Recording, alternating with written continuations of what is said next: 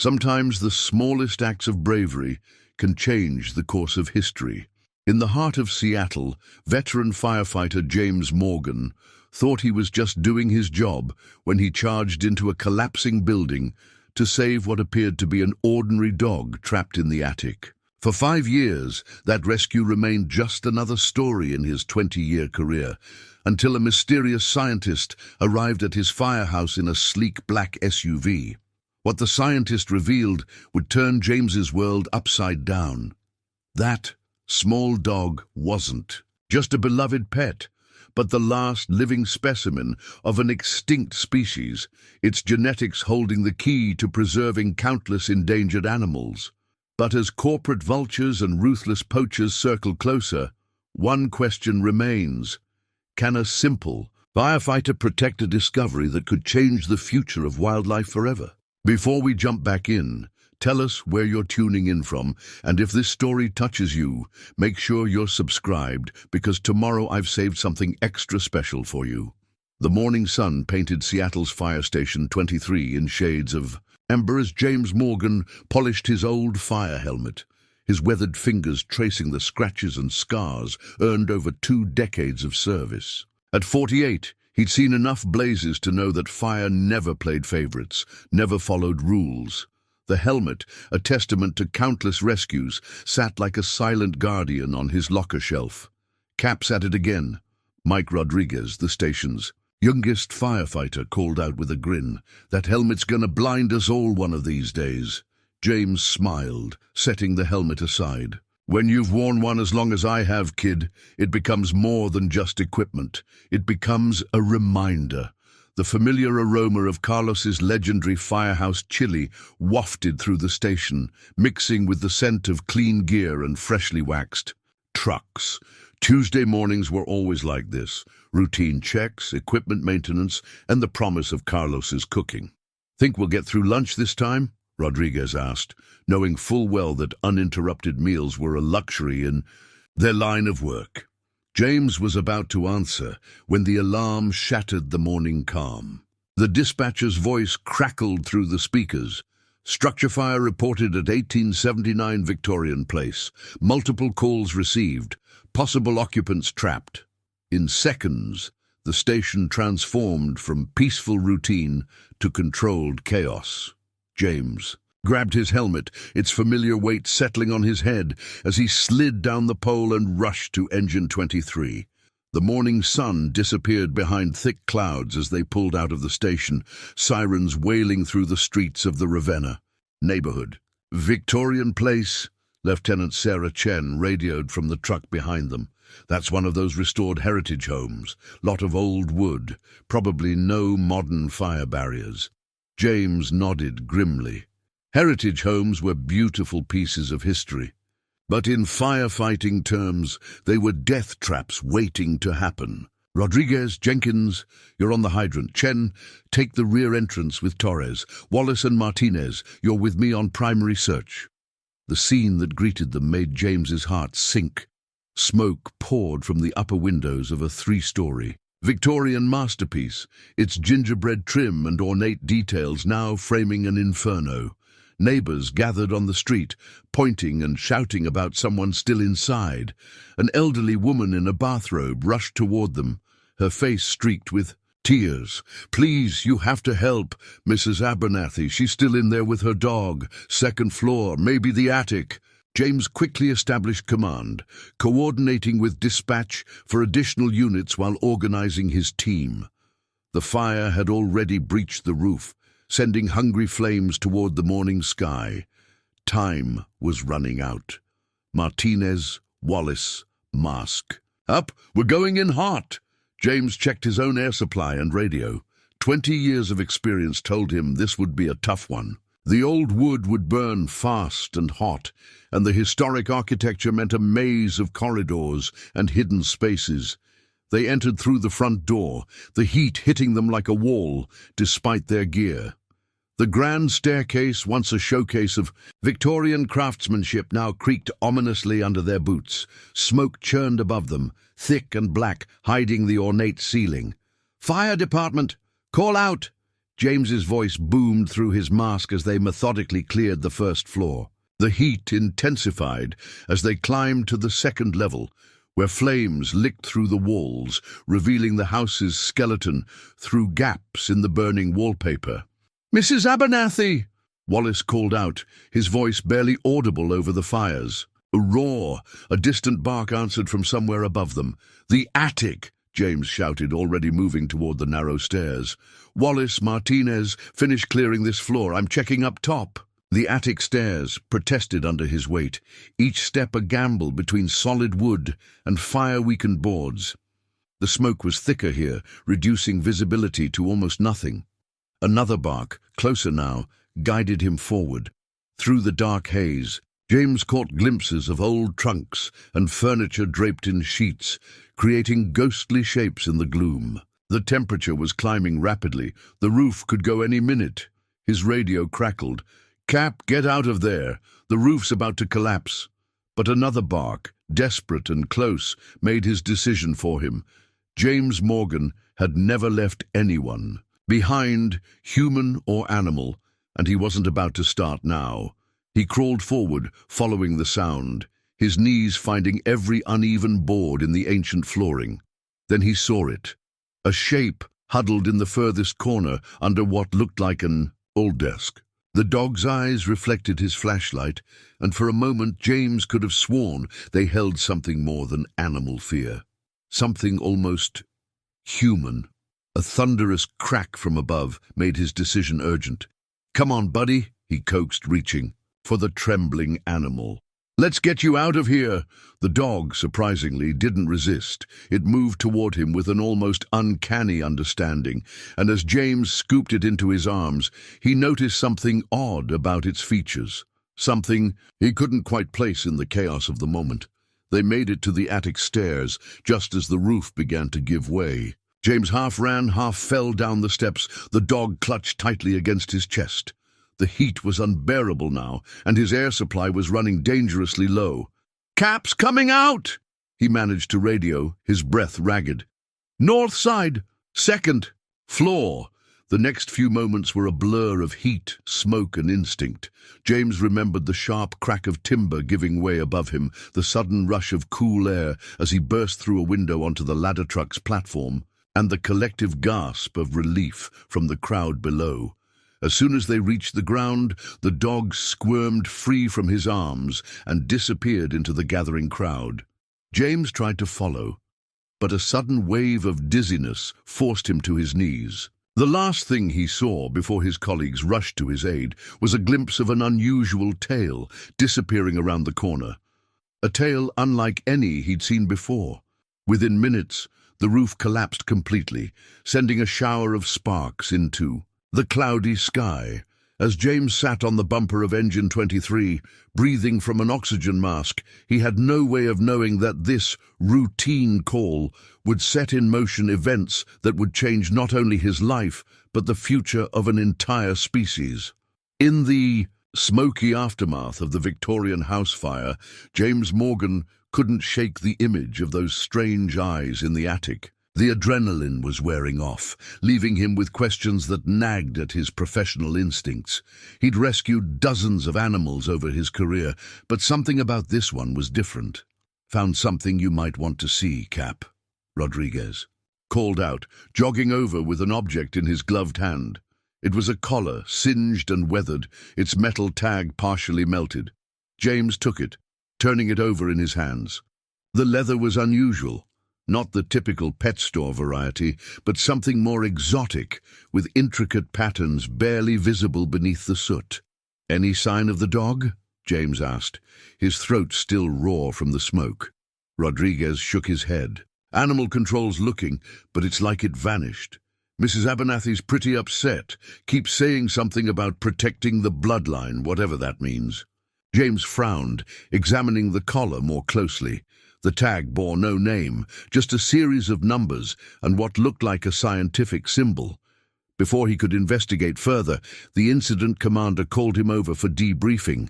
The next few hours blurred together in a familiar post-fire routine. The house was a total loss, its Victorian elegance reduced to charred timber and ash. Fire investigators swarmed the scene, documenting the path of destruction while James and his team provided their accounts. "You took one hell of a risk up there, Morgan," Chief Patterson remarked during the debrief, his salt and pepper mustache twitching with concern. "That roof was seconds from collapse." "Couldn't leave it behind, Chief," James replied, absently, rubbing his chest where the dog had been pressed against him. "Something didn't feel right about the situation." Patterson's expression softened. "Your instincts haven't steered us wrong yet. But next time, maybe wait for backup?" James managed a tired smile, knowing there would always be a next time, and he'd probably make the same choice again.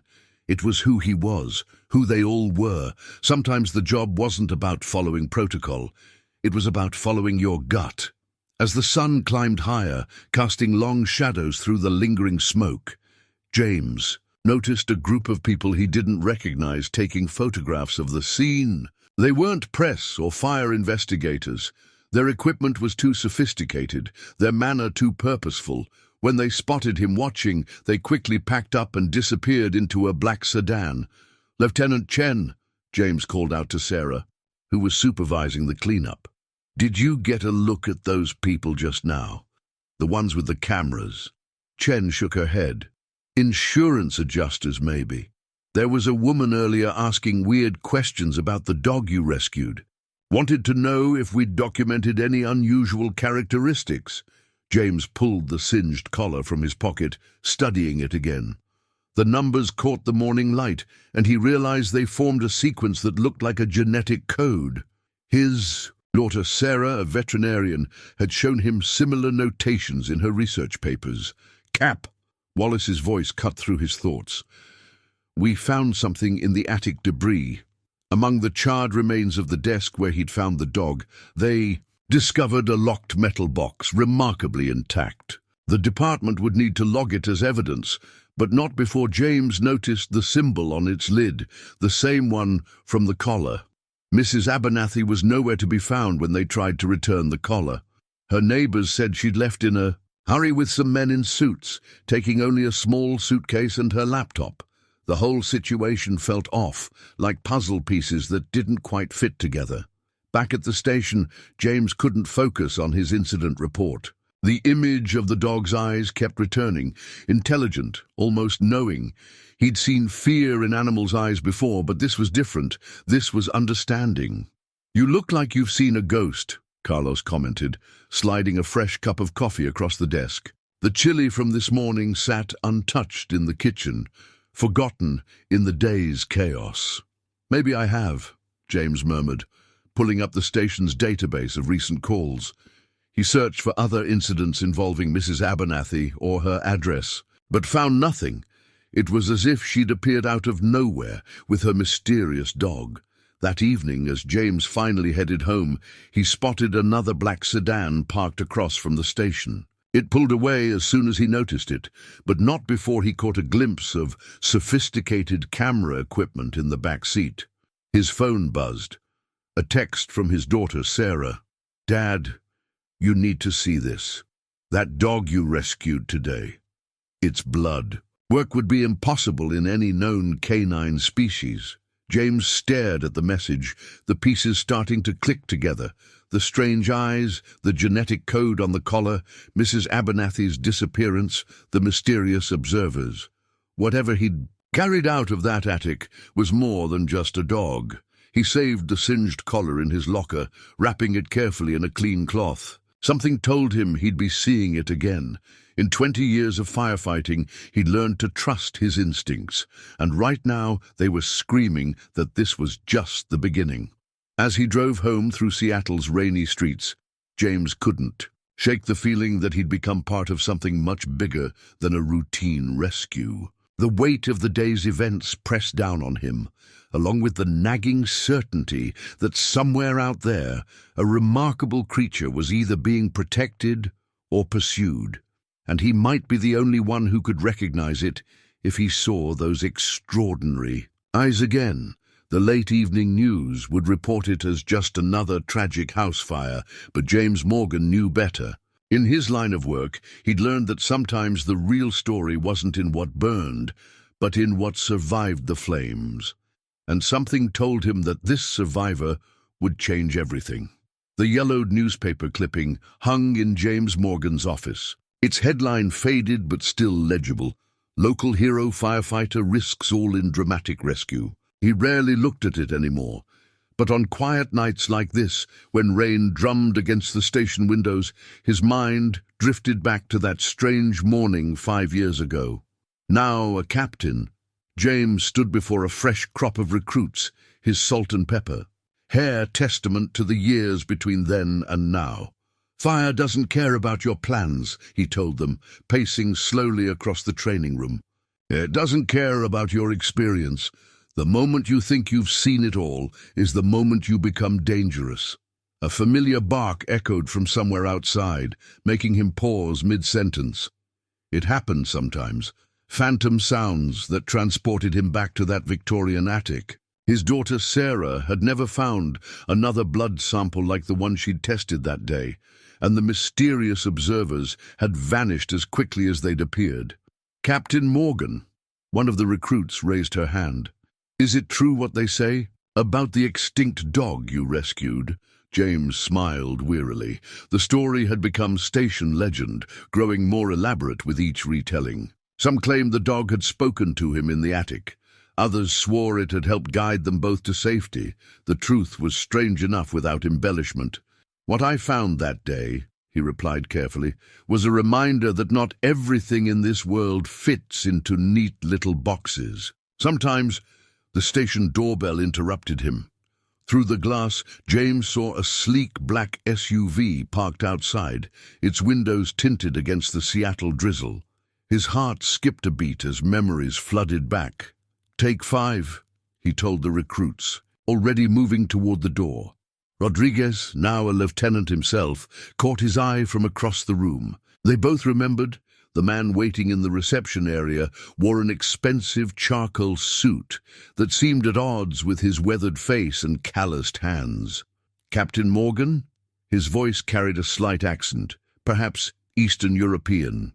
"I'm Dr. Alexander Chen. We need to talk about what you found in that attic 5 years ago." James studied him carefully, noting the familiar symbol pinned to his lapel, the same one from the collar he'd kept locked away all these years. "My office," he said finally, leading the way. Dr. Chen paused at the newspaper clipping, touching it gently. "You had no way of knowing what you saved that day. None of us did, until the DNA analysis came back. James settled behind his desk, not bothering to hide his suspicion. "I represent a coalition of wildlife geneticists and conservationists." Chen sat, placing a leather briefcase on his lap. "What I'm about to tell you must remain absolutely confidential. Lives depend on it, not just human lives." Outside, thunder rolled across the city as Chen opened his briefcase. He removed a tablet and brought up an image that made James's breath catch. Those eyes, he'd never forgotten them. "The dog you rescued wasn't just rare, Captain Morgan. It was unique. The last living specimen of Canis lupus antiquus, a species we thought extinct for centuries. But that's not the extraordinary part." Chen swiped to another image, this one showing complex genetic diagrams. "Its DNA contains markers we've never seen before, markers that could help prevent dozens of other species from following it into extinction." James leaned back, memories of that day playing through his mind. The dog's unusual features, Mrs. Abernathy's mysterious departure, the scientific notation on the collar. "Where is it now?" "Safe, thanks to you. But others know about it. People who see its genetic code as a resource to be exploited rather than preserved." Chen's expression darkened. Corporate interests who would use its unique properties to create profitable designer breeds while letting natural species die out. Poachers who would sell it to the highest bidder. "Why come to me now? After 5 years?" Chen glanced at the window, then lowered his voice. Because they've found us. We need to move it again, and we need someone we can trust, someone with proven courage and discretion, someone who already has a connection to it. James thought of his daughter Sarah, her excitement over the impossible blood work. You know about my daughter's analysis? We've been watching both of you since that day. Your daughter's discretion in not publishing her findings spoke volumes about her character, like father, like daughter. Chen managed a small smile. We'd like to bring you both in, officially. The station alarm chose that moment to sound, its harsh blare making them both jump. James rose automatically, years of training taking over. Think about it, Chen said quickly, pressing a business card into James's hand. But don't take too long. Time isn't on our side. As James headed for the engine bay, Chen called after him. Captain, one more thing. Its name is Genesis. Mrs. Abernathy thought it fitting, considering its importance to the future. The next hour passed in a blur of routine firefighting, a small kitchen fire easily contained, but James's mind was elsewhere, turning over Chen's revelations. When they returned to the station, the black SUV was gone, but its implications lingered. In his office, James unlocked his bottom drawer and removed the carefully wrapped collar he'd kept all these years. The genetic code caught the light, no longer mysterious, but now heavy with meaning. He thought of the dog's, Genesis's, intelligent eyes, of Sarah's amazement at its blood work, of the 5 years he'd spent wondering if he'd imagined the strangeness. Of that rescue, his phone buzzed, a text from an unknown number. The world's species are vanishing at an unprecedented rate. Genesis may be our last hope. Your courage saved it once. We need that courage again. James ran his fingers over the collar's worn leather, feeling the weight of the choice before him. In firefighting, seconds often meant the difference between life and death. But this was about more than one life. This was about the future of life itself. Outside his office, he could hear his recruits resuming their training. They're young. Voices full of certainty about the way the world worked. He had been like that once, before a routine fire call had shown him how much wonder and mystery still existed in the world.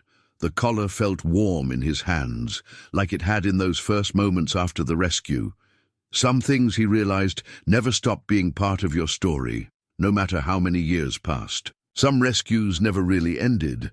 The research journal Dr. Chen placed on the laboratory table looked deceptively ordinary. A leather-bound notebook filled with cramped handwriting and complex diagrams.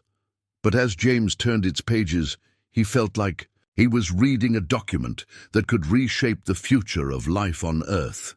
These cellular markers, Sarah Morgan said, leaning over her father's shoulder in her veterinary lab after hours. They're unlike anything I've ever seen. That blood work I did 5 years ago, I thought I must have made a mistake. You didn't, Chen confirmed, pulling up detailed genetic sequences on the lab's computer. Genesis carries what we call the adaptive genome, a genetic structure that can potentially reverse extinction events in related species. James studied a photograph of Genesis, the first clear image he'd seen since the rescue. In proper lighting, the dog's unusual features were more apparent. The slightly elongated snout, the distinctive ear shape, the remarkable eyes that had haunted his memories for 5 years. Mrs. Abernathy, Chen continued, was one of our lead geneticists. She devoted her life to preserving Genesis and understanding its potential. When our facility was compromised, she went into hiding with our most precious specimen. The fire, James said quietly. It wasn't an accident, was it? Chen's expression darkened. BioCorp had traced her location. The fire was meant to flush them out. They didn't count on a firefighter with your particular blend of courage and integrity being on duty that morning. Sarah pulled up her original bloodwork analysis, comparing it to Chen's more recent data. These protein structures, they could revolutionize wildlife conservation. With this, we might be able to restore genetic diversity to endangered populations, maybe even bring back recently extinct species. Which is exactly why Biocorp wants Genesis, Chen said grimly. Imagine the profits in patenting this genetic technology. They could control the future of entire species, decide which animals live or die based on market value. A notification popped up on Chen's tablet. He checked it and frowned. They're moving faster than we anticipated. Our security team spotted Biocorp vehicles near your station this morning, Captain Morgan. James thought of the recruits he'd been training, the ordinary rhythm of station life. How many people know about Genesis? Too many, Chen sighed, turning to a well-worn page in his journal. Mrs. Abernathy's original research team numbered 12. After the first break-in attempt 3 years ago, that number dropped to 8. Now, he drew a line through several names. 4, just 4 of us who know the full scope of Genesis's potential. 5 now, Sarah corrected, not looking up from the genetic sequences. 7, James amended, thinking of Rodriguez and the singed collar still in his locker. My lieutenant saw the SUV that day, and he knows something's up now that you've appeared. Chen ran a hand through his grey hair. Captain Morgan, the fewer people who...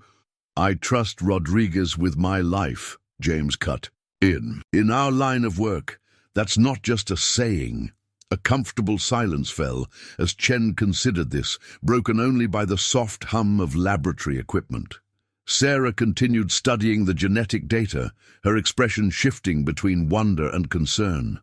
Dad, she said finally, these cellular regeneration rates, Genesis isn't just a key to preventing extinction. According to these notes, its genetic structure could help develop resistance to environmental toxins, adapt to climate change, even enhance natural healing abilities across species.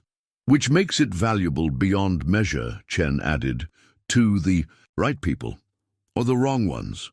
James picked up the journal again, finding a page marked with the same symbol from Genesis's collar. The entry detailed the day the dog's unique genetic markers were first discovered. Mrs. Abernathy's normally precise handwriting had been shaky with excitement. This changes everything. With this, we could save them all. Where is Genesis now? James asked, looking up from the journal. A secure facility outside the city, Chen replied. But we need to move again. Biocorp's getting closer, and we've detected unusual access attempts on our security network. Sarah met her father's eyes. You're not just here to share information, are you, Dr. Chen? No. Chen closed his journal carefully. We need help transferring Genesis to a new location. Someone Biocorp wouldn't suspect. Someone with the skills to handle an emergency and the integrity to understand what's at stake. A firefighter and a veterinarian, James mused. Hidden in plain sight. Exactly. Chen's tablet buzzed again. This time, his frown deepened into real concern. They've accessed our communication logs. We need to move faster than planned. He turned to James. Captain Morgan, I know this is sudden, but we need your decision now. Once you're in, there's no going back. Biocorp plays for keeps. James looked at his daughter, saw the same mixture of excitement and apprehension he felt reflected in her face. Sarah had always been like him, unable to walk away from something. That mattered no matter the risk. The whole reason I became a vet, she said softly, was to help save animals. This could save entire species. James touched the journal's worn cover, thinking of that morning in the attic, of Genesis's knowing eyes. He'd spent his career running into burning buildings to save lives. This was different, bigger. Not just saving lives, but preserving the future of life itself. When do we start? He asked. Chen's relief was visible. Tonight, pack whatever you need for a few days. Tell no one where you're going. He hesitated. And Captain? Thank you. Mrs. Abernathy always said Genesis chose you that day in the fire. I'm starting to think she was right. As they left the lab, James noticed a black sedan parked across the street. It pulled away as soon as he spotted it. But the message was clear. Time was running out. Whatever happened next would reshape not just their lives, but potentially the future of every endangered species on Earth. Sarah squeezed his arm. Still think that was a routine call 5 years ago? James smiled, thinking of what he'd told his recruits that morning about the moment you think you've seen it all. In our line of work, he said, there's no such thing as routine. The letter arrived at Fire Station 23 the next morning, delivered by courier in a crisp white envelope with BioCorp's sleek logo embossed in silver. James waited until Rodriguez cleared the room before breaking the seal, his fingers steady despite the implied threat he knew he'd find inside. Captain Morgan, it began, the corporate letterhead stark and imposing. Your distinguished service record speaks to a man of integrity and wisdom. These qualities compel us to be direct. Your recent association with Dr. Alexander Chen places you in a compromising position. His research team has appropriated intellectual property belonging to BioCorp shareholders. We would prefer to resolve this situation amicably. The letter went on to offer a substantial consulting fee in exchange for information about Genesis's location. The amount listed made James's breath catch, enough to pay off his mortgage and fund Sarah's dream of opening her own wildlife rehabilitation center. They're not even trying to hide it anymore, Rodriguez said from the doorway, making James start. His lieutenant closed the office door quietly. Two guys in suits were asking questions at the coffee shop across the street. They mentioned your name. James passed him the letter. They're getting desperate. Rodriguez read it quickly, his expression hardening. This consultation fee, it's blood money, isn't it? They know about the dog from the Victorian fire.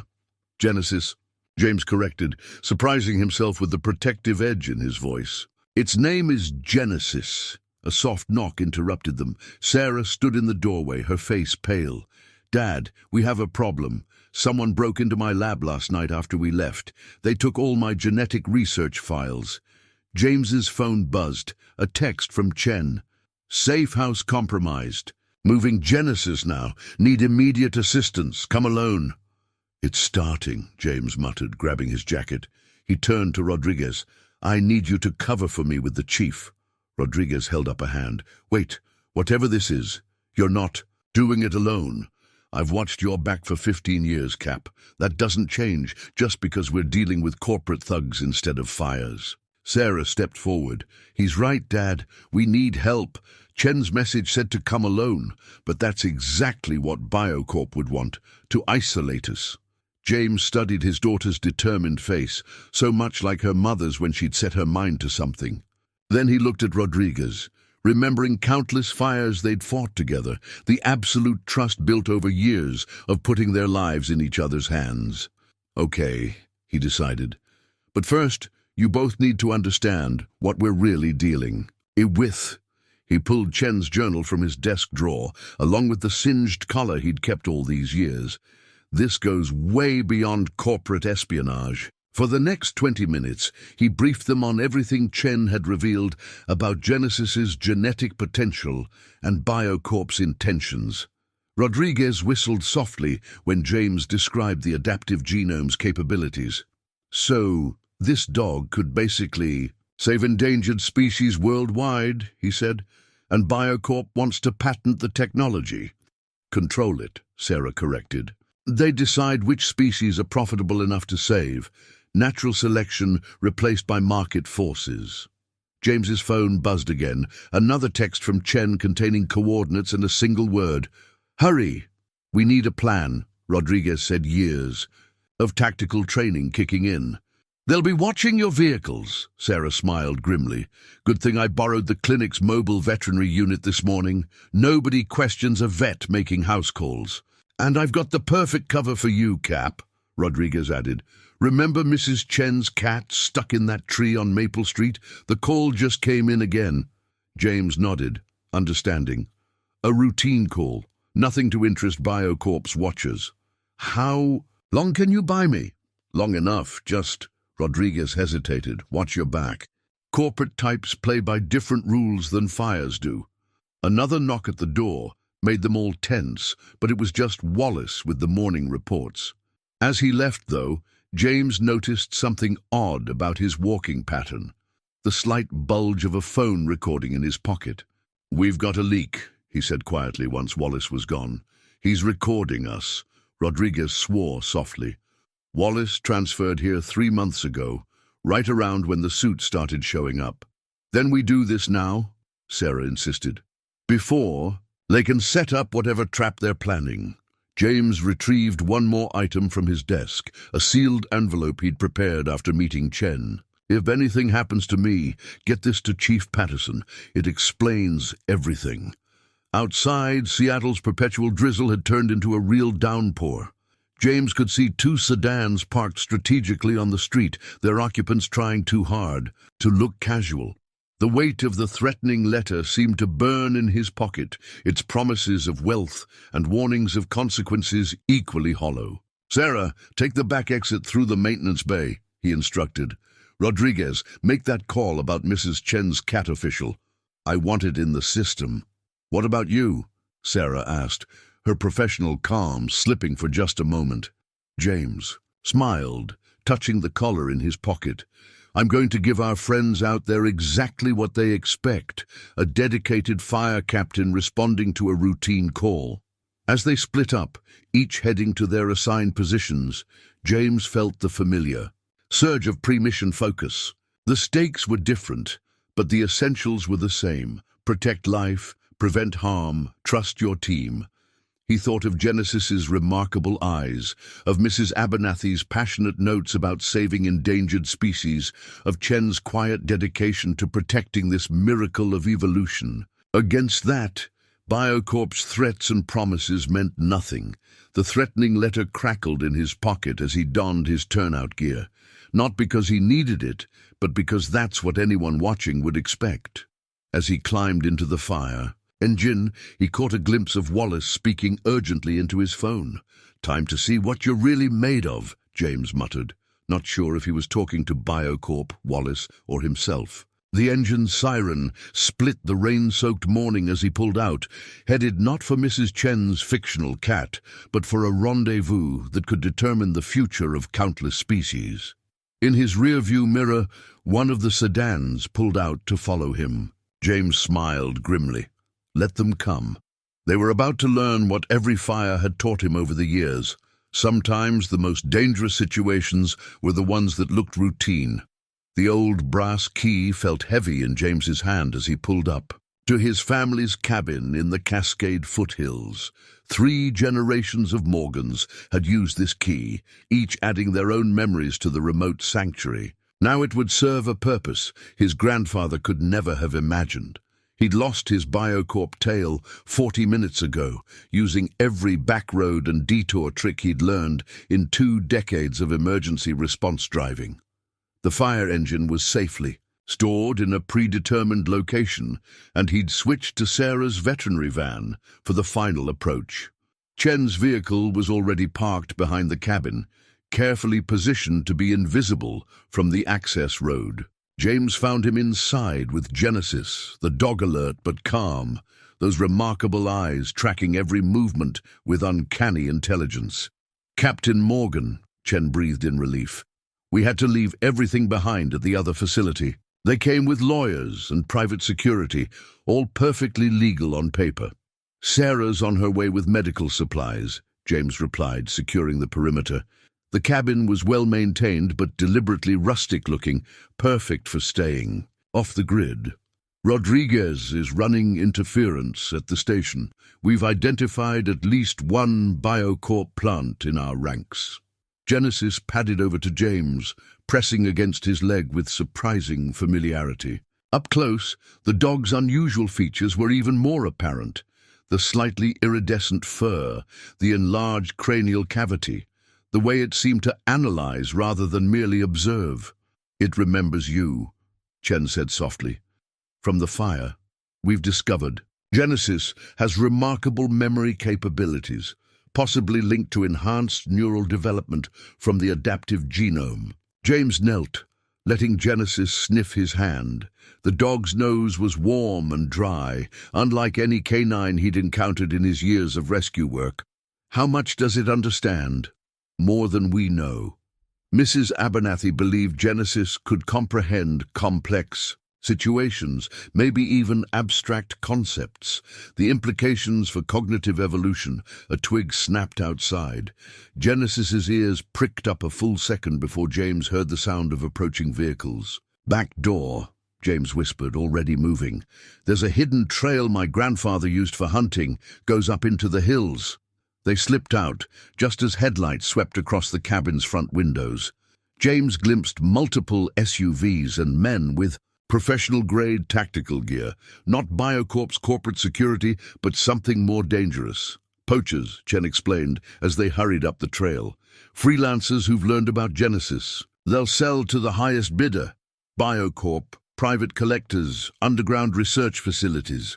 Genesis moved silently beside them, navigating the rough terrain with impressive agility. The dog seemed to instinctively understand the need for stealth, choosing its steps carefully to avoid loose rocks and dry branches. They were halfway up the hillside when the first shot cracked through the trees. James pulled Chen behind a large boulder, Genesis pressing close between them. "This is why we needed a firefighter," Chen managed between breaths. "Someone who can think clearly in crisis situations." James studied the terrain, his mind racing. Through options, the poachers had night vision gear. He'd spotted the telltale green glow. But they didn't know these woods like he did. His phone vibrated. Sarah, using their predetermined signal pattern. 3 short buzzes meant she was in position nearby. 1 long buzz followed. She'd spotted hostiles. "There's an old mine shaft about quarter-mile up," James whispered. "Grandfather used it as a storm shelter. We can—" Genesis suddenly tensed, head turning sharply left. Moments later, a beam of light cut through the trees from that direction. The dog's warning had come before any human could have detected the threat. "Incredible," Chen murmured. "Enhanced audio-visual capabilities, predictive response patterns." "Scientific observations later," James interrupted. "Right now we need—" A new sound cut through the night, the distinctive growl of Sarah's veterinary van, engine roaring as it tore up the access road. The poacher's light swung toward the commotion. "Your daughter," Chen said with dawning appreciation, "is creating a diversion." "Like father, like daughter," James quoted with grim satisfaction. "Come on." They used the distraction to make their way to the mine shaft. The entrance was overgrown, deliberately maintained that way to keep curious hikers out. James retrieved the hidden key from under a loose rock, another Morgan family secret. Inside, the shaft was surprisingly well maintained, with battery-powered emergency lights and basic supplies. James's grandfather might have been paranoid about nuclear war, but right now that paranoia was proving invaluable. Genesis explored the space with evident curiosity, nose twitching at decades-old scents. The dog showed no sign of stress or fear, even as muffled shouts and the occasional gunshot echoed from outside. "We need to check for tracking devices," James said, remembering Biocorp's resources. "They found your other facility too easily." Chen nodded grimly. "They're getting more aggressive. The latest genetic results must have confirmed something significant." He pulled out his tablet, starting a scan of the area. "Wait, there's an active transmitter signal." James began checking their clothes and equipment. Nothing. Then Genesis walked over and deliberately pawed at its own shoulder. Subcutaneous. "Tracker," Chen realized. "Probably installed during routine medical checks at the facility. They've been playing a longer game than we thought." James heard Sarah's distinctive whistle from outside, their family's old camping signal for all. Clear. But they couldn't risk moving Genesis until they dealt with the tracker. "Sarah's a vet," he said. "She can remove it, but we'll need to—" He trailed off as Genesis calmly lay down, exposing its shoulder and looking at them expectantly. "Understanding of medical procedures," Chen muttered, adding to his mental list of Genesis's capabilities. "The cognitive implications are staggering." James's phone buzzed again, Sarah warning of approaching vehicles. More poachers, or Biocorp's corporate muscle catching up? Either way, they were running out of time. He touched the old cabin key in his pocket, thinking of all the summers he'd spent here as a kid, never imagining it would become a fortress, protecting such an extraordinary creature. His grandfather had built this place as a refuge from a dangerous world. Now it would serve that purpose again, in a way old Morgan could never have anticipated. "Sarah," he texted back, "bring your medical kit to the mine shaft and hurry. We're about to have company." Sarah's hands remained steady as she removed the tracking device from Genesis's shoulder, her veterinary training taking over despite the extraordinary circumstances. The dog lay perfectly still, those intelligent eyes fixed on James as if drawing strength from his presence. "Got it," she announced, dropping the tiny device into a metal container. The tissue around it shows signs of recent inflammation. They must have upgraded it during Genesis's last checkup. They were planning this. Rodriguez's voice crackled through their secure radio. "Heads up. 2 more SUVs just turned onto the access road. Different from our previous visitors, these. One look corporate." James pulled out a set of badges Chen had brought, each marked with the same symbol from Genesis's collar. "Time to make this official. Dr. Chen, what exactly is this organization?" Chen distributed the badges, their metallic surfaces gleaming in the mine shaft's emergency lighting. "We call ourselves the Guardian Initiative, started as a small group of conservation geneticists. But now," he gestured at their unlikely gathering, "we adapt, like the species we're trying to save." Sarah examined her badge, running a finger over the intricate double helix design. "These aren't just for show, are they? There's tech embedded in here. Biometric. Security tokens," Chen confirmed. "Access to secure facilities, encrypted communications, emergency protocols. Mrs. Abernathy designed them herself." Genesis watched the exchange with evident interest, rising carefully after Sarah finished bandaging its shoulder. The dog moved to each person in turn, gently touching their badges with its nose, as if logging their scents. "Remarkable," Chen murmured, adding notes to his ever-present tablet. "It's actively memorizing identifier patterns, the neural plasticity required for such behavior." "Save the science for later," James interrupted, checking his radio. "Rodriguez, what's your status?" "In position with local Forest Service contacts. They think we're running a joint operation against wildlife traffickers. Technically true, just not the whole truth." James smiled grimly. In the past 24 hours, Rodriguez had proven invaluable, leveraging his connections from search and rescue operations to build their defensive network. "We need to move," Chen said, studying his tablet's security feeds. "Biocorp's team is methodically searching each structure in the area. They're not leaving until they find us."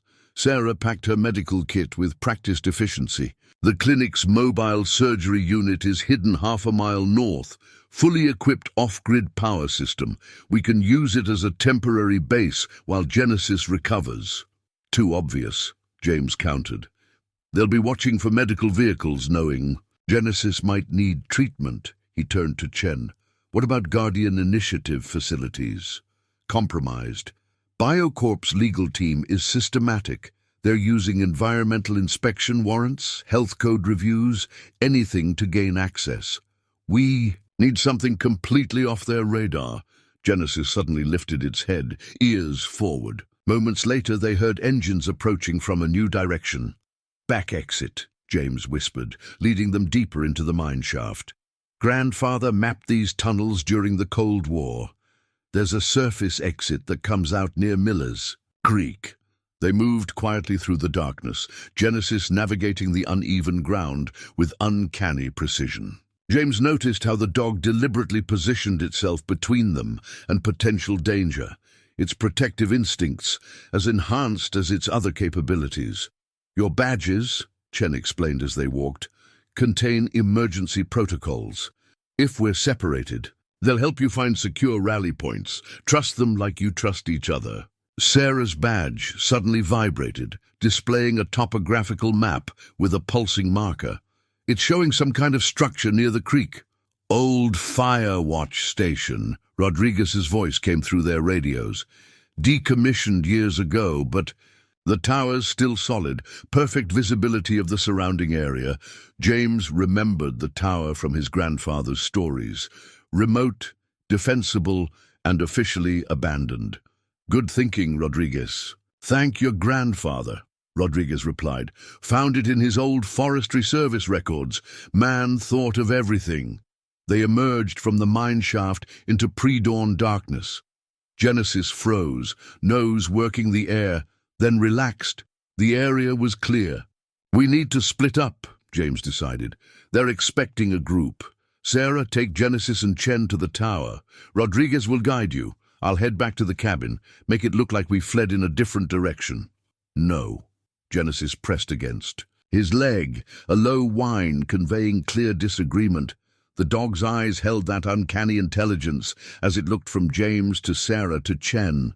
It understands strategy, Chen said softly, and it knows splitting up is dangerous. Sarah knelt beside. Genesis, he's right, Dad, we're stronger together. That's the whole point of these badges, isn't it? We're a team now. James touched his badge, feeling its subtle warmth. Some kind of biometric scanning, he guessed. The symbol caught the first hints of dawn, and he remembered seeing it on Mrs. Abernathy's collar all those years ago. She'd built this organization knowing they'd need more than just scientists to protect Genesis. Okay, he agreed. Together, but we move fast and quiet. Rodriguez, plot us a route that avoids their search patterns. Already on it, Cap. Local rangers are redirecting traffic, citing fire danger. Should buy us some time. They moved through the forest as the sky lightened, Genesis leading the way with its enhanced senses. The dog chose paths that kept them under cover, away from game trails where they might leave traces. The tower has an underground level, Rodriguez informed them. Cold War remnant, like your grandfather's tunnel. Solar power, water filtration, even a basic lab setup, perfect for our needs. Sarah's badge displayed more detailed schematics. Look at these security systems.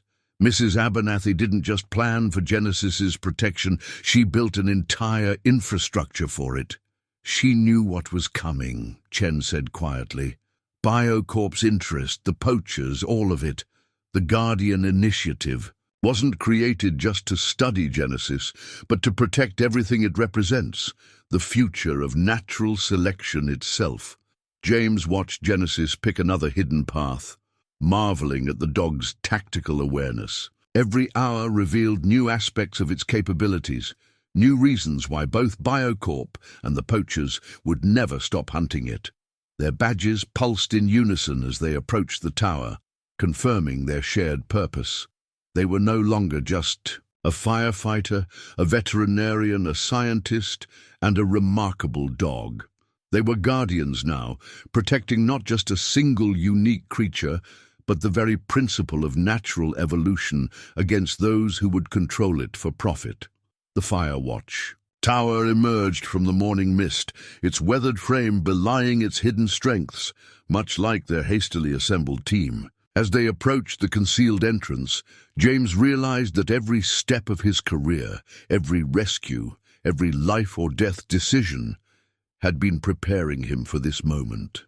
Genesis touched each of their badges one final time before they entered the tower, as if sealing a pact.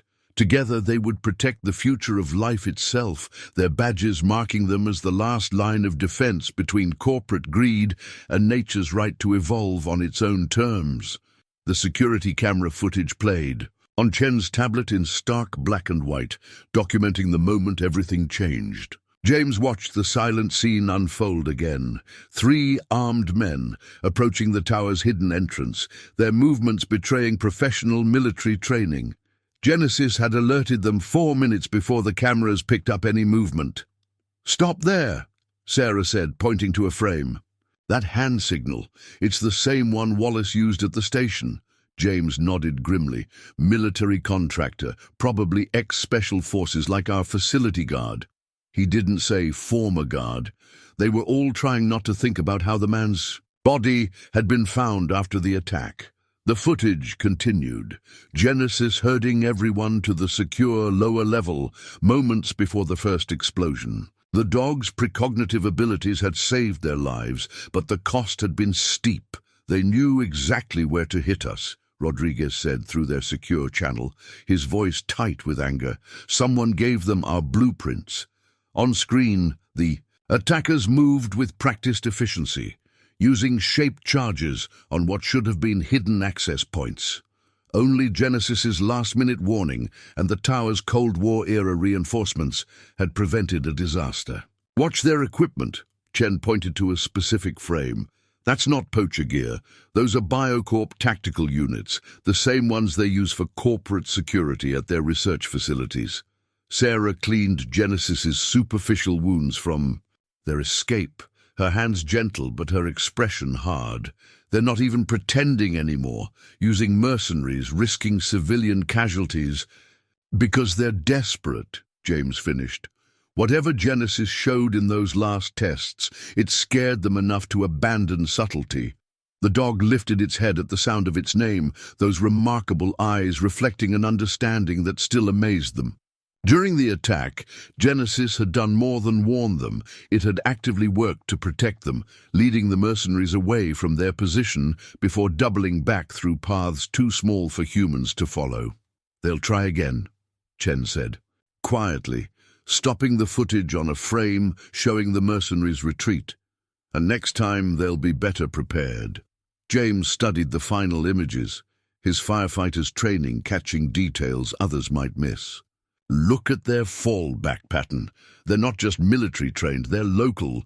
They know these woods. Like Wallace, Rodriguez added. How many other plants do they have? Forest Service, emergency services, local police. Genesis suddenly tensed, focusing on the tower's northern approach.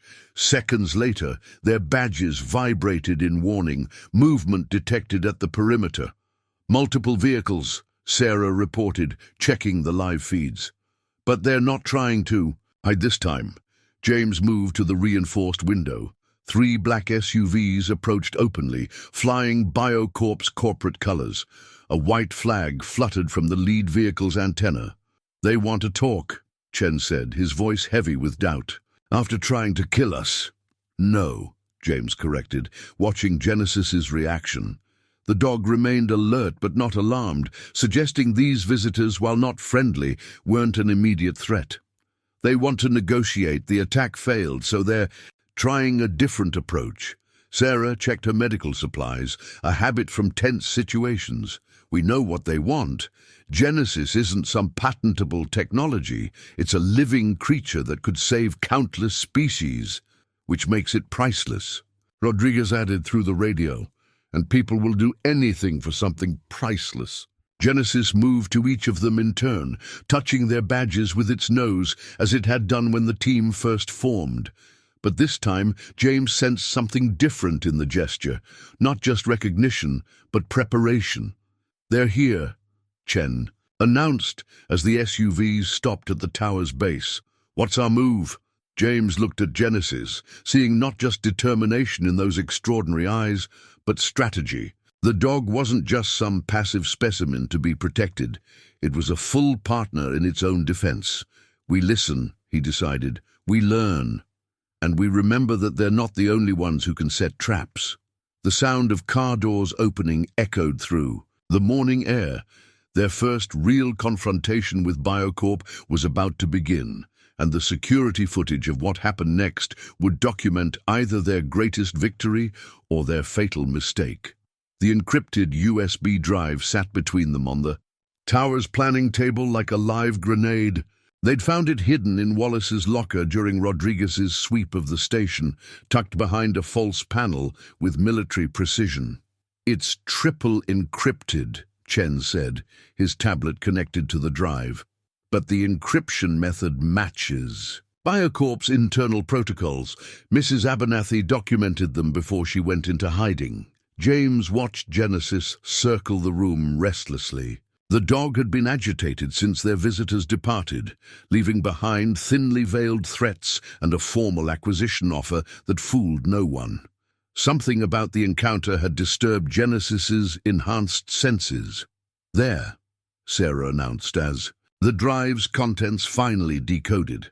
Employee records, payment transfers, surveillance reports. Wallace wasn't working alone. The documents painted a disturbing picture. BioCorp had spent years placing operatives throughout Seattle's emergency services, fire stations, hospitals, animal control. They'd been preparing for Genesis long before the Victorian house fire. They knew, Chen breathed, scanning the dates. Somehow they knew Mrs. Abernathy would go to ground in Seattle. The fire wasn't random. They were tightening the net. James studied a personnel file with a familiar face.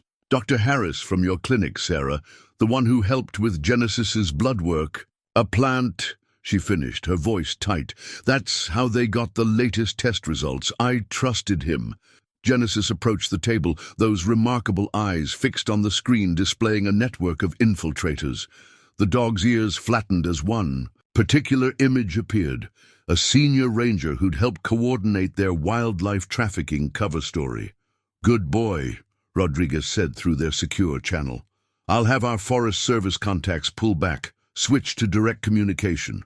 Only... But James was focused on another document, one that made his firefighter's instincts scream. "Look at these building inspection reports. They're mapping every structure in a 20-mile radius. Access points, structural weaknesses, emergency. Protocols." "Planning for a larger operation," Chen agreed. "The mercenary attack was just a probe, testing our defenses." Sarah enlarged a financial document. "These payment patterns, some go back years." Wallace was just the tip of the iceberg. "They've built a whole shadow network." Genesis suddenly froze, attention snapping to the northern perimeter. Moments later, their badges vibrated. Movement in the woods. But the dog's posture suggested more curiosity than alarm. "One person," Rodriguez reported, "moving deliberately toward our position. No weapons visible." James checked the thermal imaging. "Body temperatures elevated. They're injured or afraid," Chen finished. "Look at their movement pattern. They're running from something." The figure emerged from the tree line. Dr. Harris, Sarah's clinic colleague, his expensive suit torn and muddied. He carried a laptop clutched to his chest like a shield. "Well," Sarah said coldly, watching him approach on the security feed. "Looks like one of BioCorp's moles had a change of heart." Genesis studied the screen intently, head tilted in that way that suggested it was processing more than just visual data. After a moment, the dog looked at James and gave a single, deliberate nod. "Let him approach," James decided, "but carefully. Genesis seems to think he's genuine, but after what we found on that drive, trust is a luxury we can't afford," Chen agreed, initiating emergency containment protocols. "Not anymore." They watched Harris stumble toward the tower, his fear evident in every movement. Whatever had driven him to switch sides, it had him terrified enough to risk BioCorp's retaliation. "You know what this means?" Rodriguez said quietly through the radio. "If he's really flipping, BioCorp will go scorched earth. No more corporate negotiation games." James touched his badge, feeling its reassuring warmth. "They already tried force. They tried infiltration. Now we'll see what they do when they're desperate." Genesis moved to the tower's entrance, positioning itself to meet Harris. The dog's posture suggested not just alertness, but preparation, as if it knew this moment would mark the beginning of an even more dangerous phase in their mission. "Well," Sarah said, checking the tranquilizer gun at her hip, "at least we know who not to trust now." But as Harris's trembling finger pressed the tower's intercom, James wondered if knowing their enemies would be enough to protect what Genesis represented, the last, best hope for natural evolution in a world where even nature itself was for sale. Sarah stared at the DNA analysis on her screen, running the test for the third time to be sure.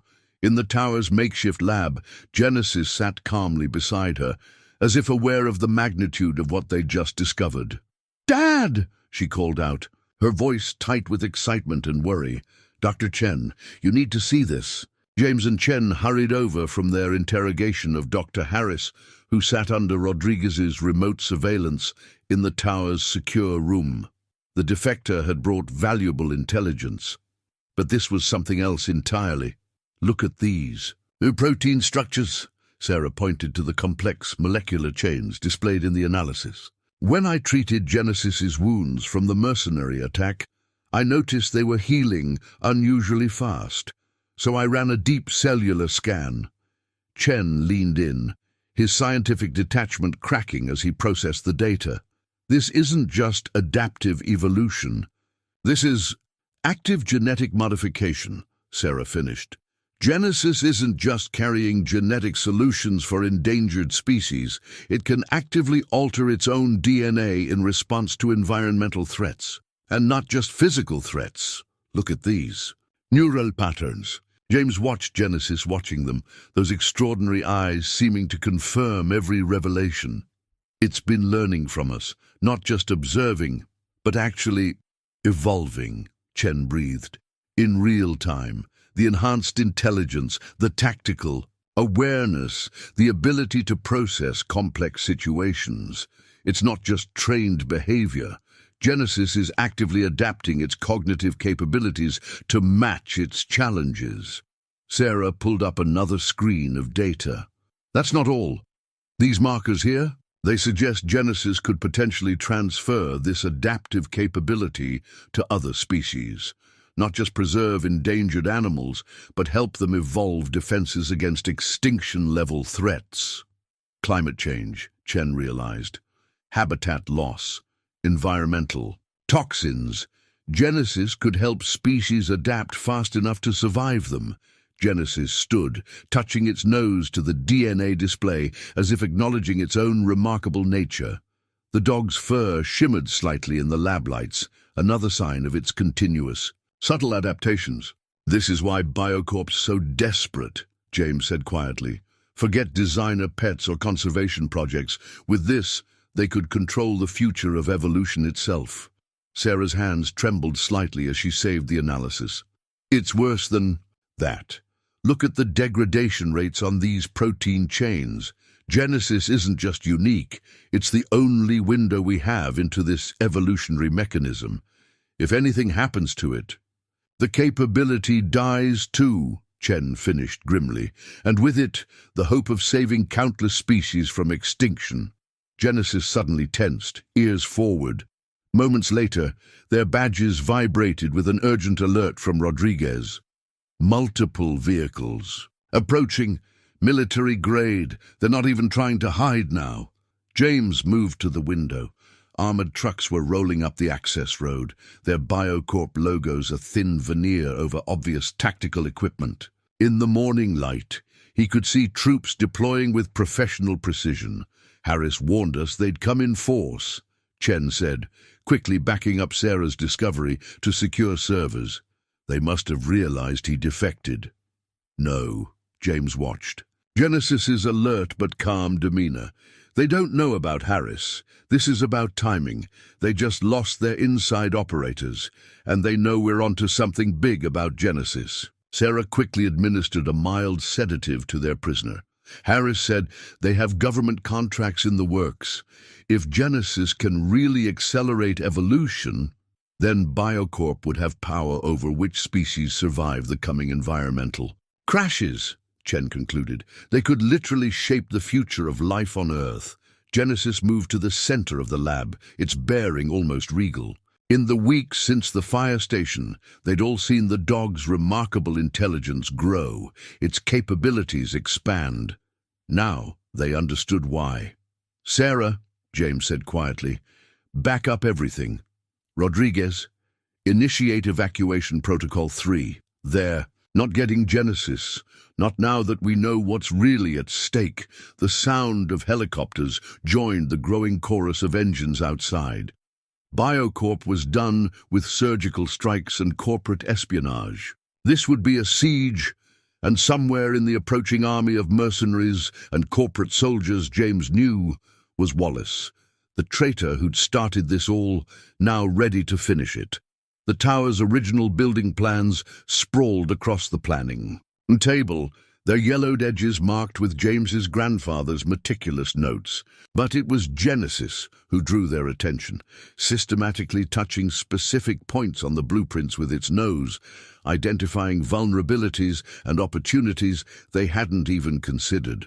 Grandfather's tunnel network is more extensive than we thought. James traced the hidden passages. He didn't just build escape routes, he created a defensive maze. Smart dog, Rodriguez commented through their secure channel as Genesis indicated another concealed passage. Those mercenaries think they're dealing with standard Cold War architecture.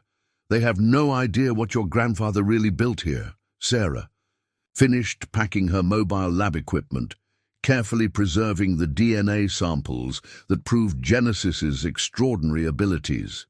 Harris says we have maybe an hour before they start their assault. BioCorp's CEO is personally overseeing the operation. Because they're terrified, Chen added, uploading the last of their data to secure servers. Genesis isn't just evolving, it's getting better at directing its own evolution.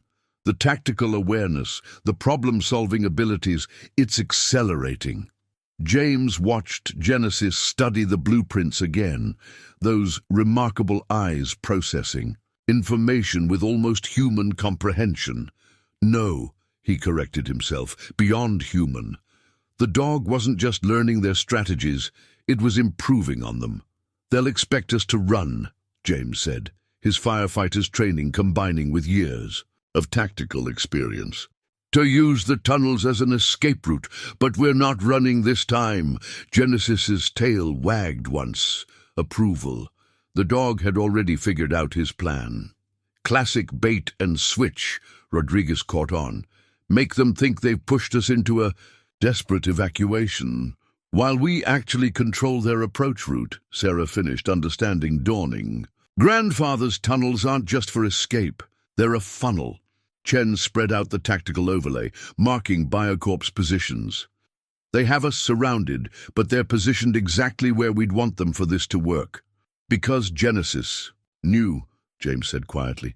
It's been reading their patterns, anticipating their strategy.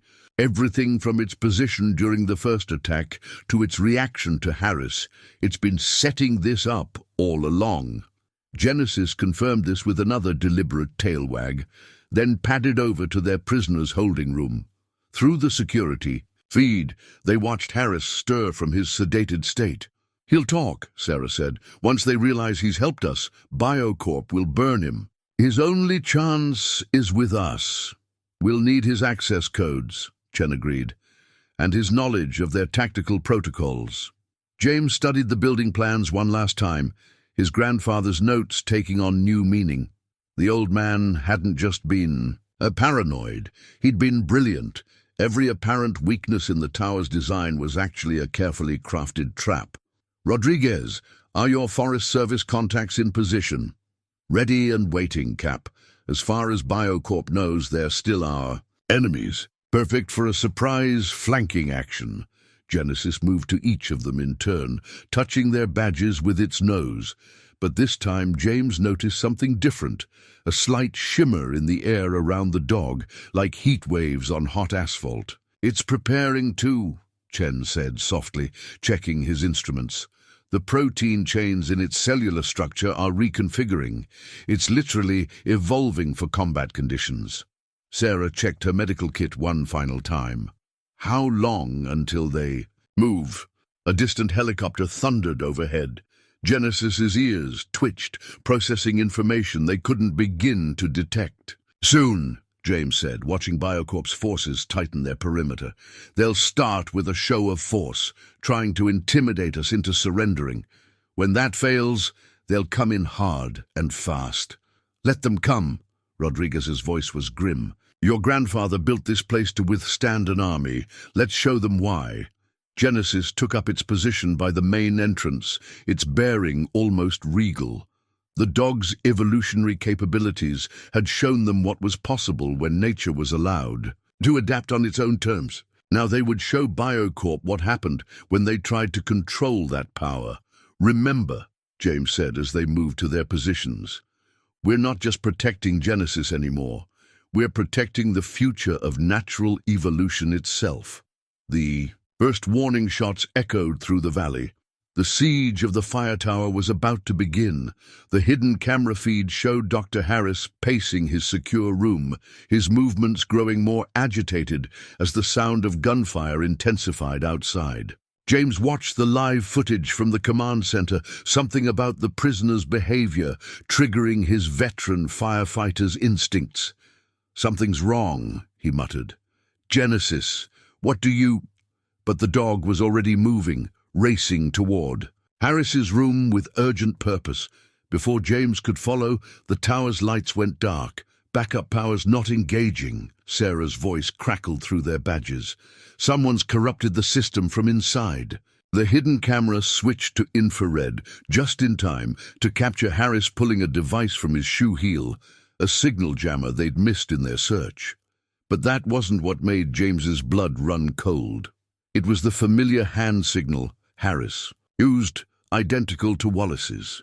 "It's a trap," Rodriguez warned through their failing comms. "Harris isn't a defector. He's their deep cover ace." Genesis reached the room first, but Harris was ready. The camera caught him throwing a canister that burst into a dense chemical fog, something specifically designed to overwhelm Genesis's enhanced senses. "Chen!" James shouted, racing down the corridor.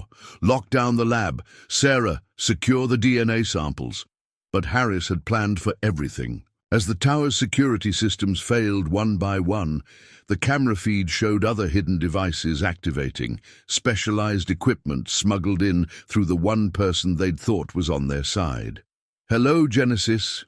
Harris's voice was different, now cold and professional. "BioCorp sends their regards, and thanks for the DNA analysis, Dr. Morgan. You've saved us years of research." James reached the room just as a shaped charge blew open the tower's side wall. Harris stood at the breach, Genesis cornered and struggling against the effects of the chemical agent. Through the gap, James glimpsed a waiting helicopter. "Don't," James warned, seeing Harris reach for something else in his jacket. "Captain Morgan." Harris smiled without warmth. "Did you really think BioCorp would let a genuine defector reach you? Everything since my arrival has been orchestrated, waiting for Dr. Morgan to unlock Genesis's evolutionary secrets."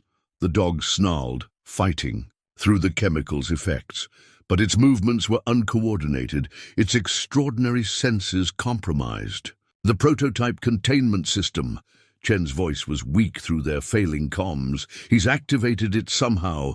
It's interfering with Genesis's adaptive capabilities." Sarah's scream of rage echoed from the lab. "The backup servers are fried. He's corrupted all our research data." "Just the copies you knew about," Harris corrected, revealing a hidden storage device. "The real data is safe with me, along with everything we need to replicate Genesis's abilities in controlled conditions." James stepped forward, but Harris's next words froze him in place. "Careful, Captain. The charges I planted aren't just for show. One wrong move, and this entire tower comes down. How many of your team are in the underground levels right now?" Genesis growled, its eyes meeting James's with desperate intelligence. The dog was trying to tell him something, fighting through the confusion of the chemical agent. "You won't win," James said, playing for time as he decoded Genesis's message. "Even if you take it, Genesis will never cooperate with BioCorp's experiments." Harris laughed. "Cooperation is no longer required. We have the genetic samples, the research data, and soon we'll have the source material itself. Natural evolution had its chance, Captain. Time for something more." Directed. The helicopter dropped lines through the breach. "Professional extraction team," James noted. This wasn't just a betrayal, it was a complete operation. Genesis suddenly stumbled, appearing to succumb to the chemical agent. Harris stepped forward triumphantly, reaching for the specialized restraints on his belt. It was exactly what Genesis had been waiting for. The hidden camera caught the next few seconds in perfect clarity, Genesis's apparent weakness transforming into explosive action. Harris's shock as he realized the dog had been faking the chemical's effects, and the moment everything went catastrophically wrong. because Genesis wasn't the only one who'd been playing a role. And Harris wasn't the only one who'd planted explosives. In the aftermath of the explosion, James found his grandfather's old military medal among the rubble. A bronze star, earned in a war fought for principles, not profit. He clutched it as Genesis led them through the smoke-filled tunnels, the dog's enhanced senses navigating paths even Harris hadn't known about. Status report. He coughed into his badge, its emergency backup power still functioning. Labs a total loss. Sarah's voice was raw, but determined.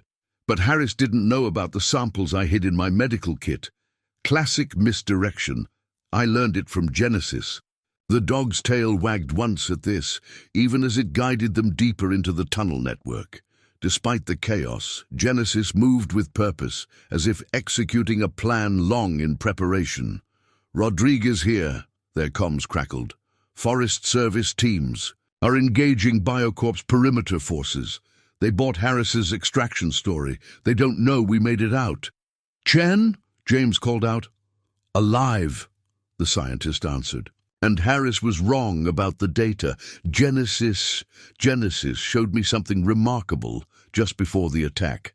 It's been communicating with our badges, storing encrypted copies of its own genetic information. James looked at the dog with newfound appreciation. Genesis had anticipated the betrayal, prepared for it in ways they were only beginning to understand. They emerged in a bunker even James hadn't known about, its walls lined with his grandfather's old military equipment. Genesis went straight to a dusty radio set, pawing at it insistently. It's not just a radio, Chen realized, examining the device. It's a secure communications hub. Your grandfather was more than just a paranoid veteran, James finished, remembering the way the old man used to disappear into the woods for maintenance checks. The bronze star in his hand suddenly felt heavier with understanding. Sarah was already setting up her portable lab equipment. Harris thought he destroyed our research, but he didn't understand what we really discovered. Genesis isn't just carrying genetic information, it's actively teaching us how to protect it. And now Biocorp thinks they've won, Rodriguez added through the secure channel. Their forces are pulling back, believing Harris completed his mission. Genesis sat in the center of the bunker, its remarkable eyes moving from the military medal to the radio equipment, to their faces. The dog's fur shimmered slightly, another evolutionary adaptation in progress. It's not just adapting anymore, Chen said softly, checking readings on his tablet. It's preparing. Every setback, every challenge we've faced, Genesis has been learning, evolving not just itself, but its strategies. James studied his grandfather's medal, remembering the old man's stories about how wars were won, not just with weapons, but with intelligence and dedication to something greater than oneself. Harris has the data he stole, Sarah said, examining her hidden samples. But he doesn't understand what Genesis really is. No amount of genetic research can replicate what makes it special, its ability to choose how it evolves. Then we choose too, James decided, pocketing the bronze star. We stop playing defense. Genesis has shown us the way. We evolve our strategy. The dog's posture changed, becoming more alert, more focused. Through their badges, they felt a new pattern of vibrations, Genesis communicating in its own unique way. These tunnels, Rodriguez observed through their secure channel, they don't just lead to escape routes. They lead to Biocorp's perimeter positions, James finished. Grandfather didn't just build a defensive network, he built an offensive one. Chen's tablet beeped with incoming data from their badges. Genesis is sharing more than just genetic information. It's showing us tactical patterns, prediction models. It's showing us how to fight back, Sarah understood. Not just for itself, but for everything it represents. The right of nature to evolve on its own terms. James felt the weight of his grandfather's medal, a reminder that some battles were worth any risk. Genesis had trusted them, protected them, evolved with them. Now it was their turn to prove worthy of that trust. Rodriguez, he commanded, get our Forest Service allies in position. Chen, coordinate with any Guardian Initiative cells still active. Sarah, already on it, his daughter replied, her hands steady as she prepared her equipment. Time to show BioCorp what real evolution looks like. Genesis moved to the bunker's exit, its bearing almost martial, a creature of nature ready to fight for nature's future. The dog had evolved beyond anyone's expectations. Now it was humanity's turn to rise to its example. The stolen BioCorp security badge felt wrong in James's hand, its corporate logo a stark contrast to the Guardian Initiative symbol he'd grown to trust. But Genesis had insisted on this approach, demonstrating an understanding of infiltration tactics that went beyond mere animal instinct. Their perimeter teams are rotating shifts, Rodriguez reported through their encrypted channel.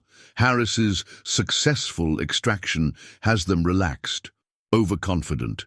In the darkness of the tunnel, Genesis moved silently ahead of them, its fur now adapted to absorb light rather than reflect it. The dog had evolved more in the past few hours than in the previous weeks, as if the betrayal had accelerated its defensive adaptations. Security patrol passing overhead, Sarah whispered, monitoring. Their badge vibrations. Genesis had somehow synchronized them with BioCorp's electronic surveillance patterns, turning the company's own security systems into their early warning network. Their arrogance is their weakness, Chen observed, checking his tablet. They think they've already won, that with Harris's stolen data, they don't need Genesis alive anymore. James touched his grandfather's bronze star, now pinned inside his tactical vest. That's exactly what Genesis wanted them to think. Everything since the tower explosion has been part of its strategy. The dog paused at a junction, nose working. The air. Its enhanced sensors had detected something their instruments missed. After a moment, Genesis indicated the left tunnel, the one that, according to his grandfather's maps, led directly under BioCorp's hastily established command center. Wallace is up there, Rodriguez warned. He knows your grandfather's tricks, Cap. He knows the old tricks, Sarah corrected. He doesn't know about Genesis's modifications to our badges. The dog's been redesigning them at a molecular level, integrating its own adaptive capabilities into our equipment. Genesis confirmed this with a soft whine, touching its nose to James's badge. The metal seemed to pulse briefly, and suddenly he could sense things beyond normal human perception, heat signatures above, electromagnetic fields from their security systems, the subtle vibrations of footsteps. Incredible, Chen breathed, documenting the change. It's not just evolving itself anymore, it's helping us evolve too, not physically but technologically. The perfect synthesis of natural adaptation and human innovation. They reached the final approach to BioCorp's position. Through the enhanced awareness provided by their modified badges, they could sense the company's senior executives gathering above, called in personally to examine Harris's stolen data. They're all here, Rodriguez confirmed through their secure channel. The entire BioCorp leadership, everyone who's been trying to control and weaponize natural selection. Genesis sat back on its haunches, looking at each of them in turn. In the dog's extraordinary eyes, James saw not just intelligence, but certainty. Every move since their first meeting in that burning Victorian attic had led to this moment. It was never just about protecting Genesis from them, Sarah realized. It was about bringing them all together in one place, exposing the entire operation. Chen's tablet lit up with incoming data. The badges, Genesis is uploading something through them. Not just genetic data, but evidence, James understood. Everything it's gathered about BioCorp's operations, every illegal experiment, every corporate crime, every attempt to monopolize evolution itself. Genesis stood, its bearing almost regal. Above them, Harris would be presenting his stolen research, believing he had captured the secret of Genesis's abilities. But he had only seen what the dog wanted him to see, a fraction of its true potential. Forest Service teams in position, Rodriguez reported. Real federal agents this time, not biocorp plants. Just waiting for your signal. James looked at Genesis, seeing in those remarkable eyes the same dedication to duty he'd recognized in that burning attic. The dog hadn't just survived Biocorp's attempts to control it, it had evolved beyond them, becoming something they couldn't possibly cage or replicate. Sarah Chen, upload Genesis's data to every regulatory agency and news outlet in the country. Rodriguez, give the federal teams their go signal. It's time to remind Biocorp that real evolution isn't about control. It's about adaptation. Genesis's tail wagged once, not just approval, but satisfaction. Above them, Biocorp's leaders celebrated what they thought was their final victory, unaware that their own security systems were about to broadcast their crimes to the world. Nature, James reflected, had a way of evening the odds, and Genesis was nature's most remarkable creation. James pulled the worn family photo from his wallet, himself, Sarah, and his late wife at the cabin, taken the summer before cancer claimed her. His wife had always said that the hardest choices weren't between right and wrong, but between two different kinds of right. They know we're here, Sarah whispered, checking the enhanced readings from her badge. Above them, Biocorp's security systems had detected an anomaly. Aris was already questioning his stolen data, realizing too late that Genesis had shown him exactly what it wanted him to see. 2 minutes until the federal task force moves in, Rodriguez reported through their secure channel. But Biocorp's CEO is implementing emergency protocols. They're going to destroy everything, all their research, all their evidence. Genesis sat between them in the tunnel, its remarkable eyes fixed on the family photo in James's hands. The dog's fur rippled with new adaptations, preparing for what was coming.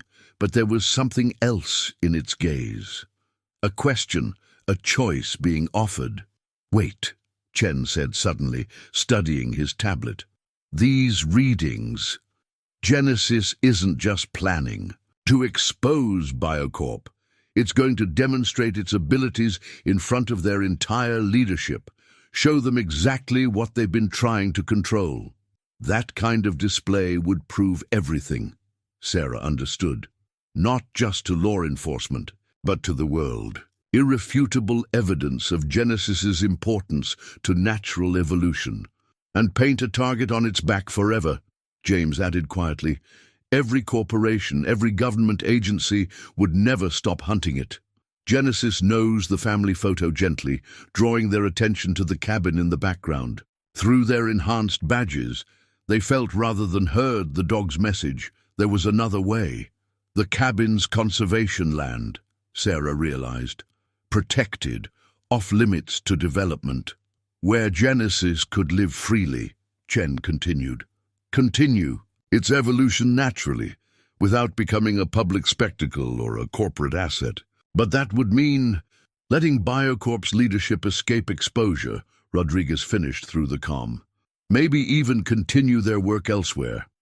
The evidence we have is strong, but without Genesis's public demonstration, James studied the photo, remembering his wife's words about difficult choices.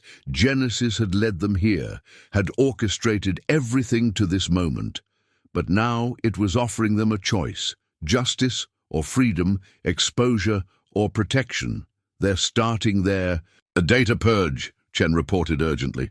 Whatever we decide, it has to be now. Genesis stood, touching each of their badges in turn. Through the enhanced connection, they felt its certainty, its trust in their decision. The dog had evolved beyond anyone's expectations, but it still understood the value of human choice. Dad, Sarah said softly, looking at the family photo, Mom always said that sometimes protecting something means letting it stay hidden. That's why she loved the cabin. It was a place where nature could just be without human interference. James thought of his grandfather's bronze star, earned protecting principles larger than himself. Of Mrs. Abernathy, who'd hidden Genesis. Not for science, but for the future of natural evolution. of all the choices that had led them to this moment. Rodriguez, he decided, tell the federal teams to focus on securing BioCorp's remaining evidence. Don't wait for our signal. And Genesis? Chen asked, though the dog's satisfied expression suggested it had already known their choice. Goes free, James said firmly. Not as a research subject or a public symbol, but as what it truly is. Nature's reminder that evolution belongs to all living things, not just those with corporate backing. Genesis's tail wagged once, not just approval, but partnership. Through their badges, they felt its appreciation for choosing protection over exposure, preservation over demonstration. They'll rebuild elsewhere, Rodriguez warned. Try again with different research. Let them try, Sarah said, watching Genesis's fur shift into perfect camouflage. They'll never understand what makes Genesis special. You can't patent the spirit of evolution itself. Above them, BioCorp's leadership scrambled to destroy their evidence, unaware that their very panic would prove their guilt more clearly than any demonstration. And in the tunnel, Genesis prepared to disappear, not in defeat, but in triumph. Because sometimes, James reflected, looking at his family photo one last time, the greatest victory isn't in winning the fight, but in choosing not to fight at all. The broken chain from Genesis's old collar lay on the tunnel floor, snapped by the dog's final evolutionary surge. Above them, chaos erupted as federal agents breached BioCorp's perimeter, their timing perfect thanks to Genesis's enhanced coordination through their badges. Harris is trying to access the backup servers, Rodriguez reported through their secure channel. Wallace is with him. They still think they have Genesis's full genetic data. James watched the dog's fur ripple with new adaptations, its remarkable eyes showing not just intelligence now, but something like amusement. Everything Harris had stolen, everything he thought he understood, was just the surface of Genesis's true capabilities. Multiple hostiles incoming, Sarah warned, their enhanced badges detecting movement in the adjoining tunnels. BioCorp's security teams, they're desperate. Let them come, Chen said quietly, documenting Genesis's continuing evolution. They still don't understand what they're really dealing with. The first security team rounded the corner with professional precision, their weapons trained on the group. But Genesis was already moving, its form shifting in ways that defied conventional physics. The dog's latest adaptation had given it control over its own bioluminescence, creating patterns of light that disrupted human vision. "Stand down!" Wallace's voice echoed from behind the security team. "That creature is BioCorp property." James picked up the broken chain, its link still warm from Genesis's transformation. Genesis doesn't belong to anyone. That's what you never understood. The dog proved his point by seemingly vanishing, only to reappear behind the security team. Not teleportation, James realized, but an evolutionary leap in camouflage and movement that the human eye simply couldn't process. The data. Harris appeared next to Wallace, clutching his stolen hard drive. All our research, it's corrupting itself. No, Sarah corrected, watching Genesis's display of abilities with pride. It's evolving. Everything you stole, everything you thought you could control, Genesis let you take it. So you could see exactly what happens when you try to chain nature itself. The security team's weapons wavered as Genesis demonstrated more impossible adaptations. Through their enhanced badges, the team felt the dog's satisfaction as years of BioCorp's attempts at control crumbled in minutes. Federal agents have the building, Rodriguez updated them. BioCorp's leadership is in custody, but Wallace and Harris are right where Genesis wanted them, Chen finished, understanding dawning. The perfect witnesses to why its power can never be controlled. Wallace raised his weapon in desperate defiance. We had everything planned. Years of infiltration, the perfect extraction. The gun shook in his hands.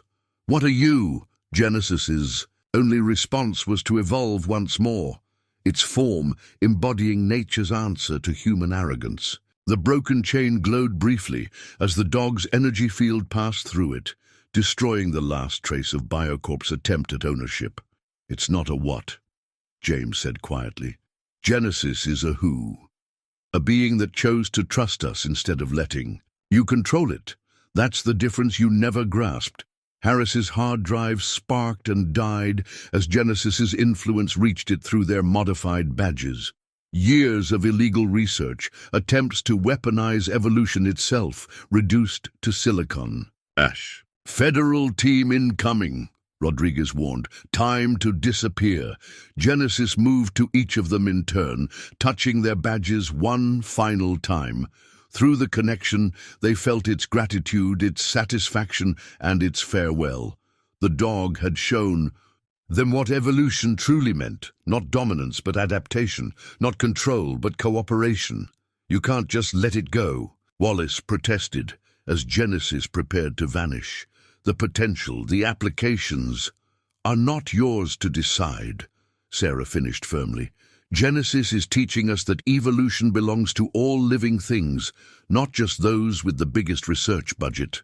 The dog's form shifted one final time, displaying abilities that made its previous adaptations look simple.